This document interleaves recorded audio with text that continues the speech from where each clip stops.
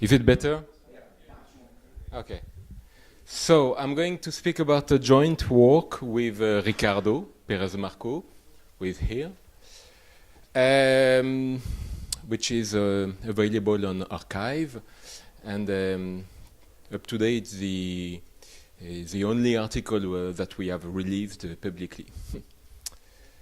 So what we've done, we've actually corrected the calculations given in the Bitcoin's white paper, because actually the calculations are slightly incorrect.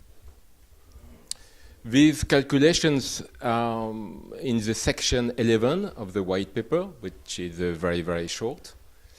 Actually, it was known from 2012 that there were slight problems in the computations done by Satoshi.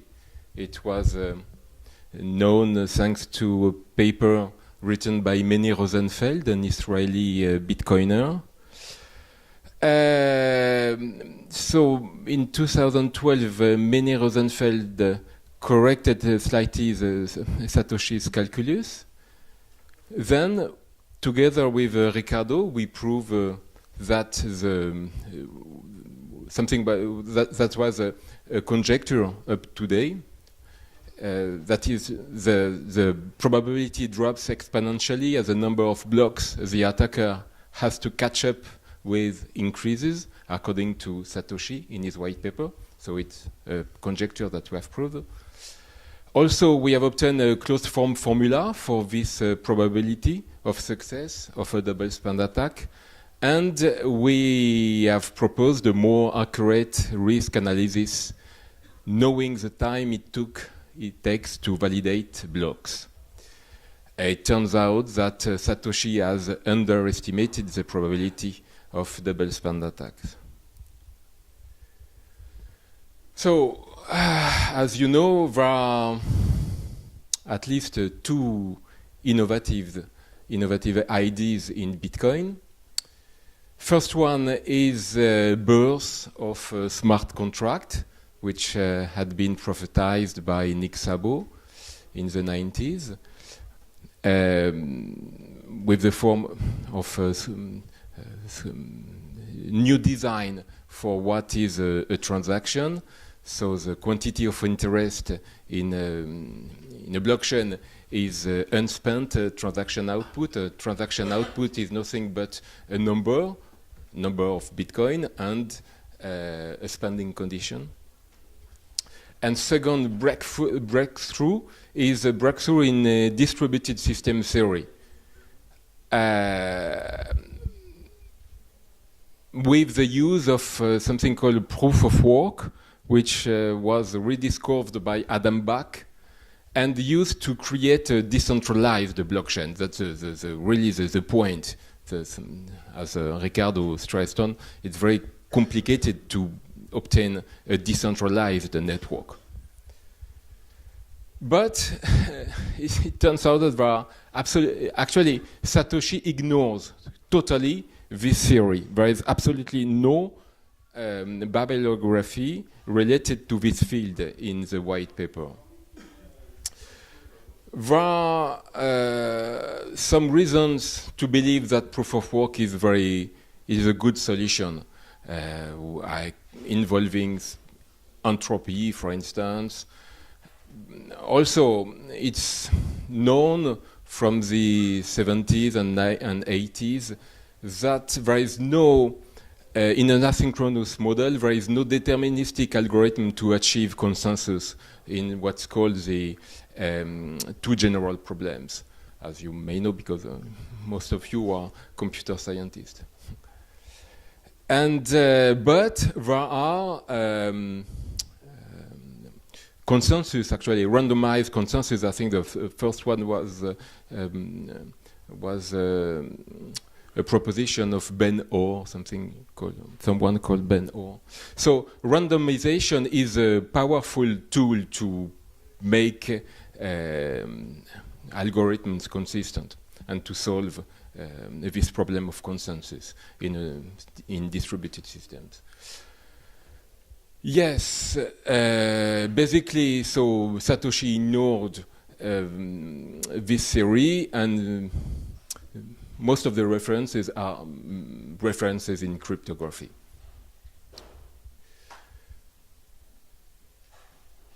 So, I think you know, I won't be long probably on this part, but I think you know what a proof of work is. So it's defined, it's something which is time consuming and defined with the help of something called a cost function.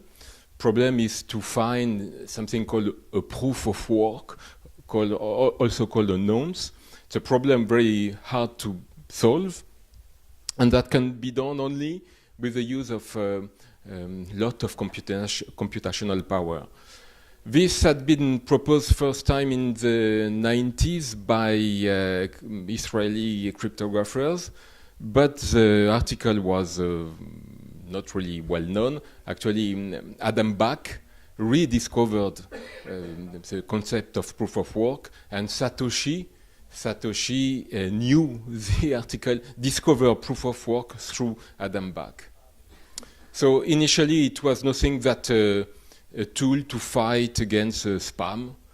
It's kind of a digital stamp. A good way to create a proof of work is by using hash functions. So it's nothing, well, we use a hash function to create a puzzle. Hash functions is a very widespread tool in cryptography used for commitments, message digest, for instance, and also to create puzzle. So I won't be long on this part because it's well known.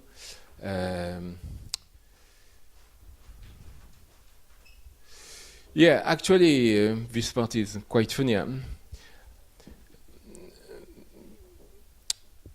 Hash functions mainly are tested by the fact that they are a proxy of what's called a random oracle. So images must be uniformly distributed, and it must be also very easy to compute a hash function. But there is also another property to be satisfied by a hash function. The fact that the time to solve the problem is distributed as an exponential distribution, because of course the problem is memoryless. You know, there are too many pre-images to be tested, so that even if you have tested 1 billion solution possible and you failed, then you have at this point no indication on the future solution. So the problem is memoryless. So the time to solve the problem must be an exponential. Well, it's funny to simulate on a computer and to see if it's really distributed as an exponential system. I've drawn the histogram. To this point, I don't want to say that there is a weakness in SHA-256, but if I consider a sample of big size greater than 6,000 with our software, tests like Kolmogorov-Smirnov fail. But I don't want to say that there are problems in SHA-256. I don't understand really where the problem comes from. So we can also, there is a very good tool developed by Princeton called BlockSci, which allows people to make statistical analysis on the blockchain. So it's not too difficult to retrieve all the data and to compute with the help of the timestamps the interblock time. Of course, the timestamps are not really correct, but if we make an analysis on the interblocks times, we see that more or less, indeed, they are the time is distributed as an exponential distribution. But again, if you consider a size of, let's say, 100 interblock times, test fails. Yeah, spoke about interblocks time before describing the problem of Bitcoin. So I've described what is in the header of a block. So the quantity x4, the timestamp, is actually only used to adjust the difficulty. Every 2016 blocks, the difficulty is adjusted according to the last timestamp of the series and the second one, not the first one. You see that the difficulty has increased a lot. At the beginning, the problem was only to obtain 10 consecutive zero at the beginning of the hash, and now, after 500,000 blocks, it's 18. So the mathematics of mining is essentially based on this property, that the time it takes to mine a block is memoryless. This implies that the number of blocks a miner mine is a Poisson process. And the parameter alpha can be interpreted as a mining speed, and this mining speed is proportional to the hash rate of the miner. So here's the definition of a double span attack.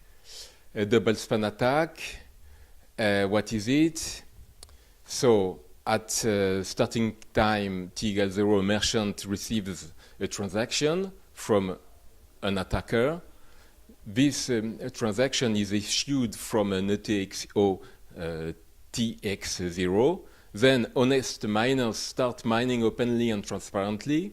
Attacker A starts mining secretly. 1 blocks of honest miners include this transaction to the merchant. No block of attacker include the transaction to the merchant, of course.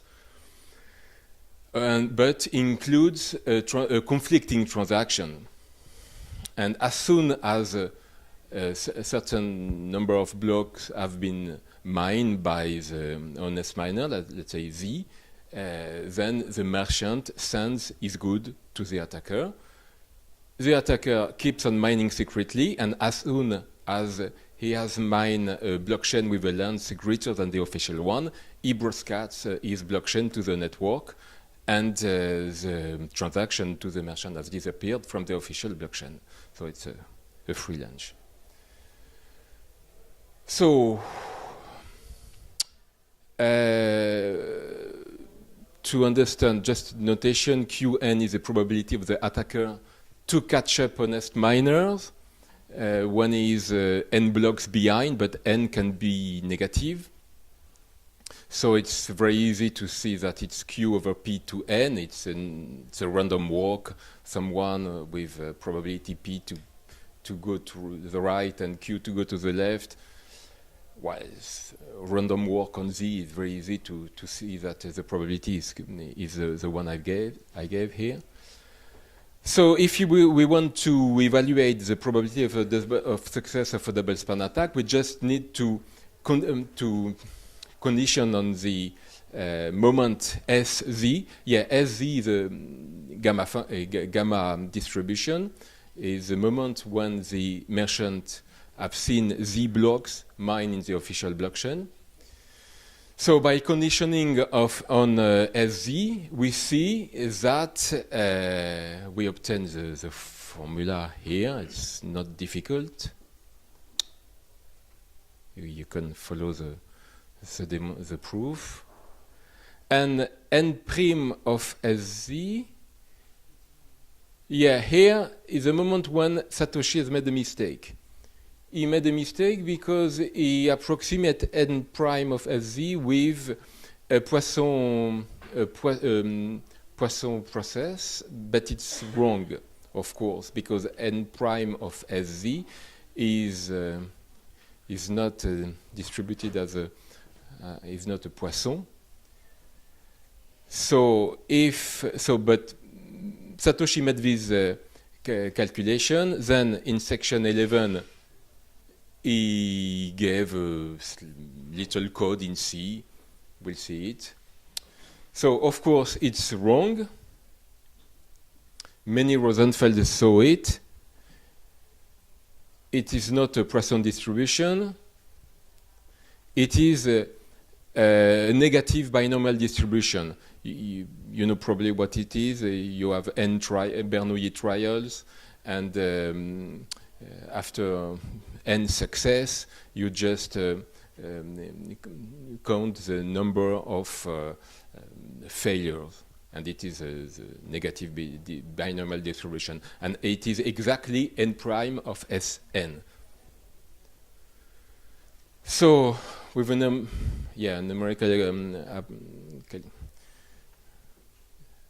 numerical applications, you see clearly that Satoshi has underestimated the probability of success of a double span attack.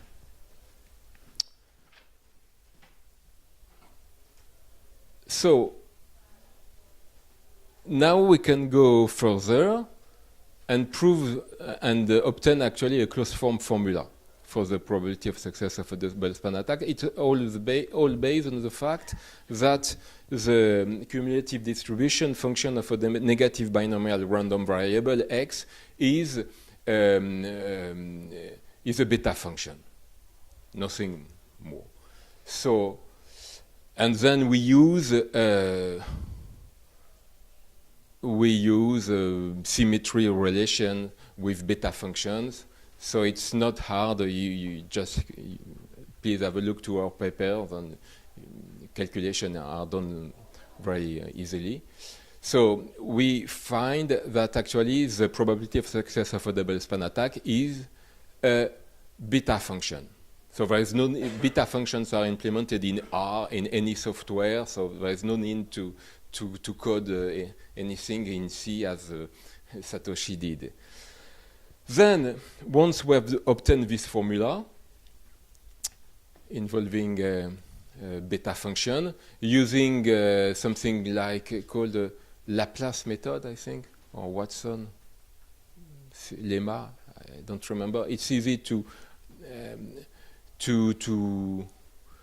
carry out an asymptotic analysis and to see that indeed the probability of success of a double span attack it drops exponentially to 0. But now we can we have more. The merchant has more informations. Once the block have been mined in the official blockchains, actually the merchant knows the time it took to mine those Z blocks. So this information can be taken into account, and at this moment, the merchant can evaluate the probability to be victim of a double span attack. And it's the quantity of interest. Actually, it's more or less the same computation. Now there is no longer beta function, but there are gamma functions. Kappa is a dimensionless parameter which evaluates the deviation between the normal. I see, okay. So here's a probability of double span success. We can carry out an asymptotic analysis. We can see that the probability given by Satoshi is indeed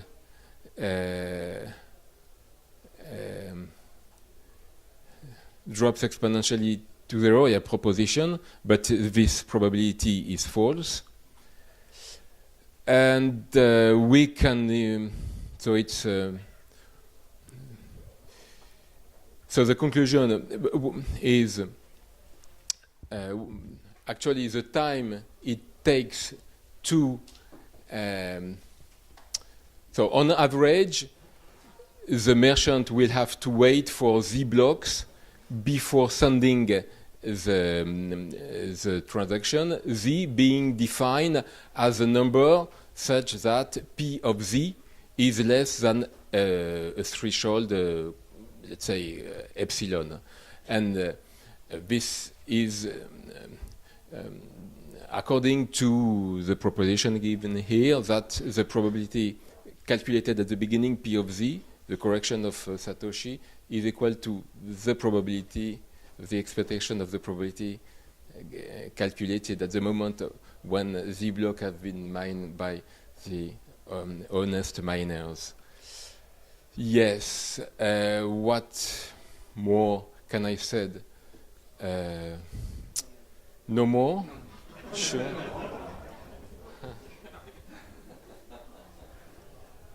No, I've seen that many people have been successful in writing papers on this topic, but unfortunately, we were quite happy with our results because we have corrected the mathematics of Bitcoin, so it's, and obtained well, something we were happy to carry out risk analysis.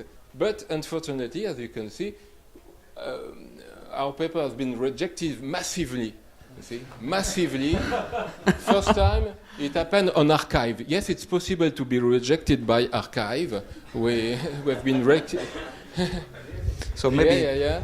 And you see that essentially people were not happy because we didn't refer to papers published by the magazine. For instance, someone called Emmanuel Bergonovo was not happy with this fact. Other people, someone called Jean-Pierre Fouque from Siam, just for him, mathematics are too easy to be published by his magazine. And according to lady Laura Weidkamp, it has no interest at all because the paper does not contribute to any ongoing conversation in economics. Thank you very much.